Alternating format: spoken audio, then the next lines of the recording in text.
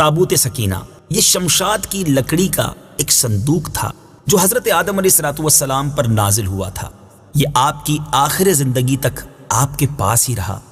پھر بطور میراث یکے بعد دیگرے آپ کی اولاد کو ملتا رہا، یہاں تک کہ یہ حضرت یعقوب علیہ السلام کو ملا، اور آپ کے بعد آپ کی اولاد بنی اسرائیل کے قبضے میں رہا، اور حضرت موسیٰ علیہ السلام کو مل گیا تو آپ اس میں تورات شریف اور اپنا خاص سامان رکھنے لگے۔ یہ بڑا ہی مقدس اور بابرکت صندوق تھا۔ بنی اسرائیل جب کفار کے لشکروں کی کثرت اور شوکت دیکھ کر سہم جاتے تھے، ڈر جاتے تھے، اور ان کے سینوں میں دل دھڑکنے لگتے، تو وہ اس صندوق کو، اس باکس کو اپنے آگے رکھ لیتے، تو اس صندوق سے ایسی رحمتوں اور برکتوں کا ظہور ہوتا تھا کہ دلوں میں سکون و اطمینان کا سامان پیدا ہو جاتا تھا۔ لرزتے ہوئے دل پتھر کی چٹانوں سے زیادہ مضبوط ہو جاتے تھے، اور جس قدر صندوق آگے بڑھتا تھا، آسمان سے نصر من اللہ و فتح قریب کی بشارت عظمی نازل ہوا کرتی اور فتح مبین حاصل ہو جایا کرتی تھی۔ جی ہاں، بنی اسرائیل میں جب کوئی اختلاف پیدا ہوتا تھا تو لوگ اسی صندوق سے فیصلہ کراتے تھے۔ صندوق سے فیصلے کی آواز اور فتح کی بشارت سنی جاتی تھی۔ بنی اسرائیل اس صندوق کو اپنے آگے رکھ کر اور اس کو وسیلہ بنا کر دعائیں مانگتے تھے، تو ان کی دعائیں قبول ہوتی تھیں، اور بلاؤں کی مصیبتیں اور وباؤں کی آفتیں ٹل جایا کرتی تھیں۔ الغرض یہ صندوق بنی اسرائیل کے لیے تابوت سکینہ یعنی برکت و رحمت کا خزینہ اور نصرت خداوندی کے نزول کا نہایت مقدس اور بہترین ذریعہ تھا۔ مگر جب بنی اسرائیل طرح طرح کے گناہوں میں ملوث ہو گئے اور ان لوگوں میں عصیاں کی یعنی گناہوں کی سرکشی کا دورہ ہو گیا، تو ان کی بدعمالیوں کی نحوست کی وجہ سے اللہ عز و جل کی طرف سے یہ غضب نازل ہوا کہ قوم عمالقہ کے کفار نے ایک لشکر جرار کے ساتھ ان لوگوں پر حملہ کر دیا۔ ان غیر مسلموں نے بنی اسرائیل کا قتل عام کر کے ان کی بستیوں کو تاخت و تاراج کر ڈالا، عمارتوں کو توڑ پھوڑ کر تہس نہس کر ڈالا، اور اس متبرک صندوق کو بھی اٹھا کر لے گئے۔ اس مقدس تبرک کو نجاستوں کے کوڑے خانے میں پھینک دیا۔ لیکن اس بے ادبی کا قوم عمالقہ پر یہ وبال پڑا کہ یہ لوگ طرح طرح کی بلاؤں اور بیماریوں کے ہجوم میں جھنجھوڑ دیے گئے۔ چنانچہ قوم عمالقہ کے 5 شہر بالکل برباد اور ویران ہو گئے، یہاں تک کہ ان بے ایمانوں کو یہ یقین ہو گیا کہ یہ صندوق رحمت کی بے ادبی کا عذاب ہم پر پڑ گیا ہے۔ تو ان کافروں کی آنکھیں کھل گئیں، چنانچہ ان لوگوں نے اس مقدس صندوق کو ایک بیل گاڑی پر لاد کر بنی اسرائیل کی بستیوں کی طرف روانہ کر دیا۔ پھر اللہ تعالیٰ نے 4 فرشتوں کو مقرر فرما دیا جو اس مبارک صندوق کو بنی اسرائیل کے نبی حضرت شمویل علیہ السلام کی خدمت میں لائے۔ اس طرح پھر بنی اسرائیل کی کھوئی ہوئی نعمت دوبارہ ان کو مل گئی، اور یہ صندوق ٹھیک اس وقت حضرت شمویل کے پاس پہنچا جبکہ حضرت شمویل علیہ السلام نے طالوت کو بادشاہ بنایا تھا، اور بنی اسرائیل طالوت کی بادشاہی تسلیم کرنے پر تیار نہیں تھے، اور یہی شرط ٹھہری تھی کہ مقدس صندوق آ جائے تو ہم طالوت کی بادشاہی تسلیم کر لیں گے۔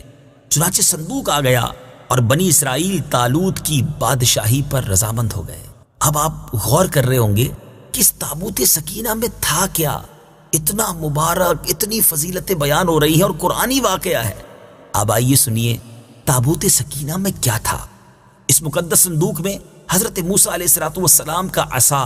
اور ان کی مقدس جوتیاں، اور حضرت ہارون علیہ السلام کا عمامہ، حضرت سلیمان علیہ السلام کی انگوٹھی، تورات کی تختیوں کے چند ٹکڑے،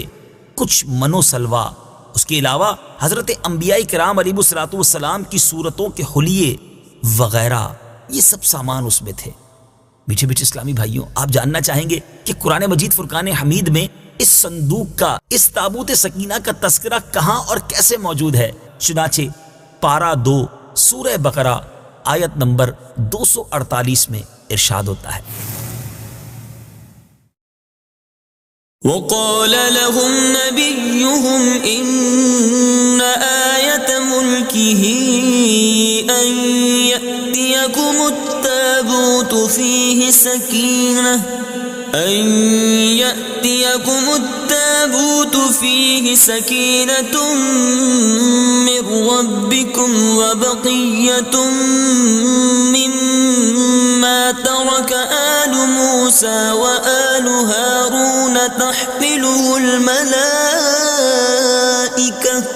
إن في ذلك لآية لكم إن كنتم مؤمنين۔ ترجمہ، اور ان سے ان کے نبی نے فرمایا، اس کی بادشاہی کی نشانی یہ ہے کہ تمہارے پاس وہ تابوت آ جائے گا جس میں تمہارے رب کی طرف سے دلوں کا چین ہے، اور معزز موسیٰ اور معزز ہارون کی چھوڑی ہوئی چیزوں کا بقیہ ہے۔ فرشتے اسے اٹھائے ہوئے ہوں گے، بے شک اس میں تمہارے لیے بڑی نشانی ہے اگر تم ایمان والے ہو۔ میٹھے میٹھے اسلامی بھائیوں، آپ نے قرآن پاک کی تلاوت بھی سنی اور یہ مبارک واقعہ بھی سنا۔ اب آئیے اس مبارک واقعے سے ہمیں کیا درس ملتا ہے۔ اس واقعے سے ہمیں چند پیارے پیارے مدنی پھول ملتے ہیں۔ معلوم ہوا کہ بزرگوں کے تبرکات کی خداوند قدوس کے دربار میں بڑی عزت و عظمت ہے، اور ان کے ذریعے مخلوق خدا کو بڑے بڑے فیوز و برکات حاصل ہوتے ہیں۔ ذرا غور تو کیجئے نا کہ یہ صندوق جس میں حضرت موسیٰ علیہ السلام کی مبارک جوتیاں ہیں، آپ کا عصا اور حضرت ہارون علیہ السلام کا عمامہ ہے، تو اللہ تبارک و تعالیٰ کی بارگاہ میں یہ صندوق اس قدر مقبول، مکرم اور معظم ہو گیا کہ فرشتوں نے اس کو اپنے نورانی کندھوں پر اٹھا کر حضرت شمویل علیہ السلام کے دربار نبوت میں پہنچایا، اور خداوند قدوس نے قرآن مجید میں اس بات کی شہادت دی، فيه سكينة من ربكم، یعنی مومنوں کے قلوب کا اطمینان اور ان کی روحوں کی تسکین کا سامان تھا۔ مطلب یہ کہ اس پر رحمت الہی کے انوار و برکات کا نزول اور اس پر رحمتوں کی بارش ہوا کرتی تھی۔ تو معلوم ہوا کہ بزرگوں کے تبرکات جہاں اور جس جگہ بھی ہوں گے، ضرور ان پر رحمت خداوندی کا نزول ہوگا، اور اس پر نازل ہونے والی رحمتوں اور برکتوں سے مومنین کو سکون قلب اور اطمینان روح کے فیوز و برکات ملتے ہیں۔ دوسری بڑی پیاری بات جو اس مبارک واقعے سے سیکھنے کو ملتی ہے کہ جس صندوق میں اللہ والوں کے لباس، عصا اور مبارک جوتیاں ہوں، جب اس صندوق پر اطمینان کا سکینہ اور انوار و برکات کا خزینہ خدا کی طرف سے اترنا قرآن سے ثابت ہے، تو بھلا جس قبر میں ان بزرگوں کا پورا جسم رکھا ہوگا، ان قبروں پر رحمت و برکت اور سکینہ اور اطمینان کیا نہیں اترے گا؟ ہر عاقل انسان جس کو خداوند عالم نے بصارت کے ساتھ ساتھ ایمانی بصیرت بھی عطا فرمائی ہے، وہ ضرور اس بات پر ایمان لائے گا کہ جب بزرگوں کے لباس اور ان کی جوتیوں پر سکینہ اور رحمت کا نزول ہوتا ہے، تو ان بزرگوں کی قبروں پر بھی رحمت خداوندی کا خزینہ ضرور نازل ہوگا۔ اور جب بزرگوں کے مزارات پر ان کی قبروں پر رحمتوں کا نزول ہوتا ہے، تو جو مسلمان ان مقدس قبروں کے پاس حاضر ہوگا